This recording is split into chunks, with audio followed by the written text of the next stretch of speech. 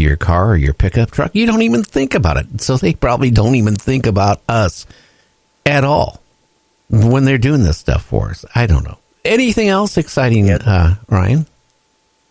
Yeah, one more thing real quick. That also, to me, I guess a lot of the accounts that involve, I guess, zoo-type situations on UFOs, that also, that rings the same bell as what you were just talking about. Is I wonder if they're using those animals that people have seen on board for the same exact reason. And if not, I wonder why they're keeping those specific ones. I don't know. That always... Now, did you listen to when we had Terry Lovelace on? He's been on several times. Yes, I did. I also read his book. Yeah, I talked to him on Facebook actually last week. Yeah, he's going to be back on coming up for 4 hours long. Because we never, in 2 hours, ever get enough out of him. And it seems to keep coming more and more. And the guy is very credible because he was a former assistant attorney general. He's been was a practicing attorney a long time. I mean, his background is very credible. And what he says, it's really scary. Just think about when he and his buddy were released after whatever was done to them. And the craft takes off with all these other humanoids, on it. It's scary just to think about that. Yeah, exactly. Especially if he knew there was people still on board. Well, there was people on board, according to him. Aren't I right there, James? Yeah, matter of fact, he described this UFO as huge as one politician would say, huge. But yeah, it was giant in there, and he was immobilized, couldn't move nothing but his eyes on his conveyor belt, and all he's hearing is hundreds of people screaming and yelling and bellowing in pain. And he's looking to the left because he sees something corner of his eyes, and these big tubes is some kind of what he, for lack of a better word, described as some kind of hybrid.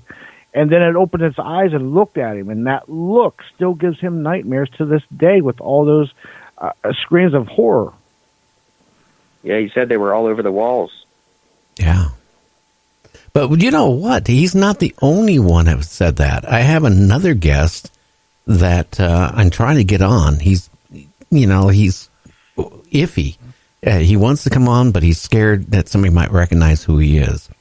And he claims when he was abducted, he was taken aboard one of these ships, triangle ships that's supposed to be like the size of a Walmart store. Huge, right? And he's taken aboard, and he's going in this room, and there's like dozens and dozens of these tables with humans on it. And being, drained of liquid and all this weird stuff that's going on. And he claimed it was like well over 100 and some people on board. I mean, of humans that were whatever was being done with them. It's scary to think about it. And then when you think about the statistics with the FBI, how many people are vanishing in our country, let alone all over the world. We're a smorgasbord for somebody.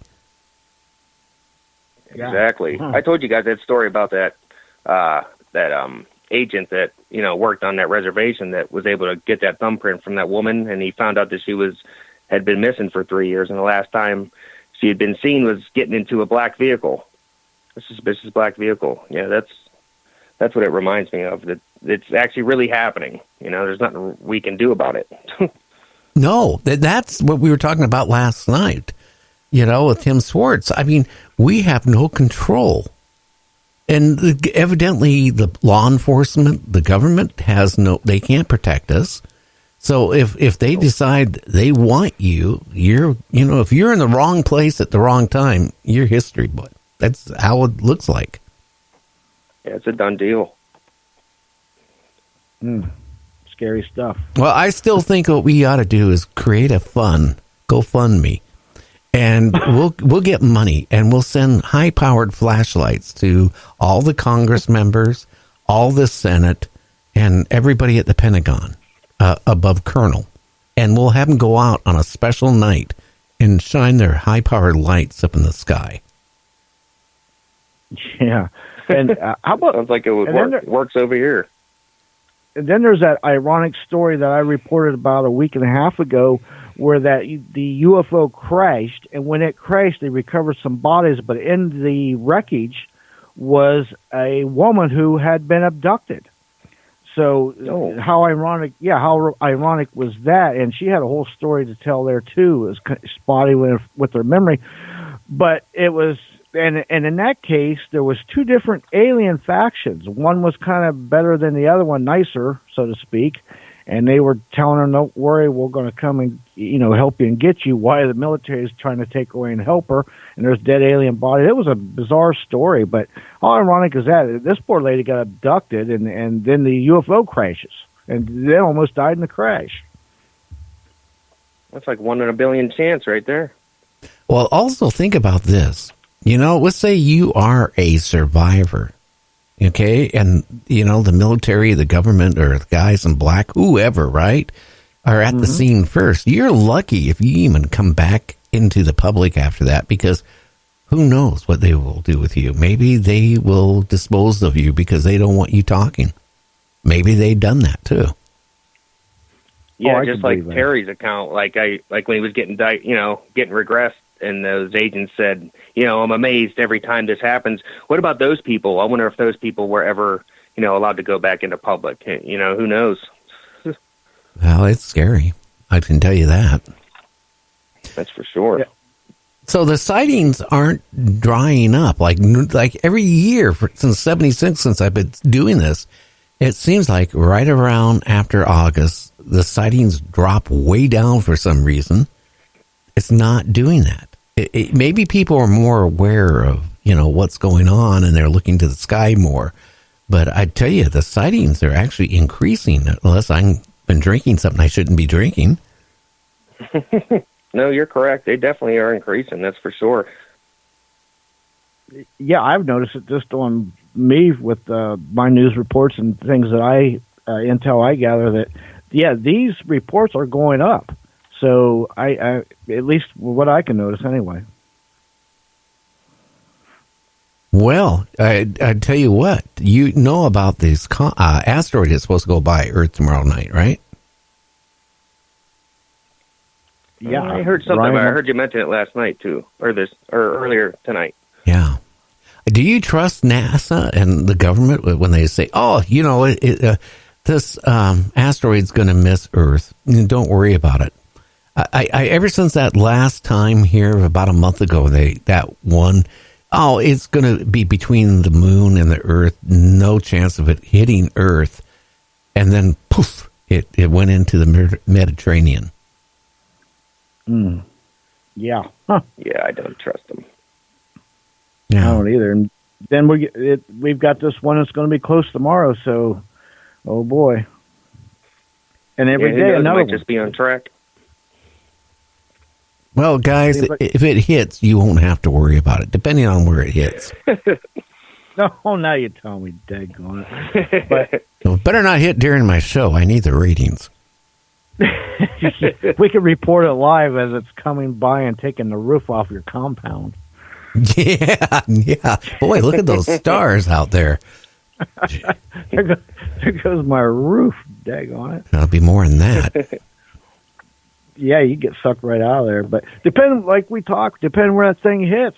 If any of them hits, if any good size, I mean, one if it hits down there at Yellowstone, the super volcano, that could be a catalyst to all kind of headaches. Well, don't forget, I was reading here, this matter of fact, yesterday, an asteroid the size of a bus. The bus, like a Greyhound bus or a bus you go, travel on in your city to go into work on. If an asteroid that size hit New York would be vaporized. Oh, I couldn't even imagine. Now, that's the size of a bus. Now, think of something as tall as the Great Pyramid. Mm-hmm. Okay, how big an area is that going to take out? That's a lot more buses and a lot more of the real estate than New York City. New York City is probably roughly 20 miles around, and so that was a bus. If a bus equals 20 miles around, the pyramid's got to be half the country or more. Yeah. That, and then I'd definitely be.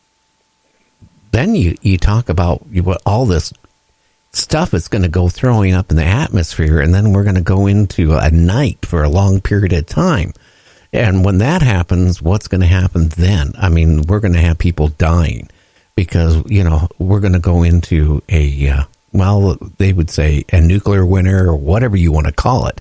It'd be the same thing. I'm not trying to scare people here, but I think, instead of all this fighting in Washington, D.C., is two things they should be, and not worry about trying to put somebody on Mars or on the moon even right now. One, they should appropriate enough money for we can sit there and really know what threats do we have with asteroids, or this comet is going to hit eventually come by, which is size of 100 Earths. That's how long it is. And that is scary right there because we don't know what's going to happen. Mary, like I told last night, Mary Joyce, swears up and down the information she has that they are watching. The Vatican, the governments are watching in the South Pole. They got scientists there. And this is about a year ago. All the government officials went there for some reason. I wonder what. They claim Planet X does exist, and it's coming slowly our way. Wow. It's on that 3,600-year orbit, and it must be the time that when it gets close to Earth, every 3,600 years, according to some scientists. And if that's the case, we don't know. And, again, every time it makes that full loop, it could either get pushed or pulled one way or the other, a little closer, a little farther away, and probably could be a little closer. And eventually, after so many 3,600 years, it's going to get closer and closer until it maybe hits or too close and pull the atmosphere off of us. Like Mars? Right. There you go. Yeah. Exactly. But don't worry about it, guys. Just don't worry about it. As one famous scientist said a couple weeks ago, don't worry about it. Just worry about your day-to-day life. It's fine. Yeah. Just live your life. And if you want to know what happens, like that movie years back there, I forget what it was called, where Morgan Freeman, I think, was the president. Oh, yeah. They called it an LA event, but they knew about it for a year. And then the last week they tell everybody, and everybody's going crazy. And the guy's on the beach, and you see, that's another thing. If you're on the beach and you see the ocean going out, you're in trouble, man. Yeah. You need to run. Well, guess what? It's almost time to go to break. And you know what? Ryan, we need to get you on here after Christmas for like 2 hours, and we'll just talk about UFOs and sightings and abductions and all that stuff. And maybe we can even bring Timothy Cullen on, and we can all just talk about it. That sounds like a good plan to me.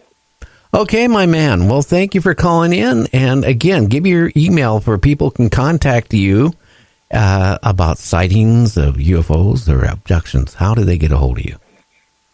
All right, they can get a hold of me at ryaninvestigator@gmail.com. That starts with an R. Or they can also message me on Facebook at Ryan Fusco. But thanks for having me, guys. Always a pleasure talking to you guys. Okay, well, you have a great weekend that's coming up, my friend. We'll see you. You too, fellas. Okay, you take care. You too. Bye-bye. Uh-huh. Well, James, are you about ready for going to commercial? Well, if I wasn't, would it make a difference? No, yeah, because right. the commercial pays some of the bills. So we'll be back in about, you're going to be doing the news. So we'll be back in about 8 minutes. You're listening to Night Dreams Talk Radio After Dark. Don't forget, Dave Oman will be on, and he's going to be talking about his house that was built right next to Sharon Tate's house. Charles Manson, the cult, the murders, all that took place on that property. And I tell you what, I wouldn't want to live anywhere near it, but we'll find out about it. So stay tuned to our show.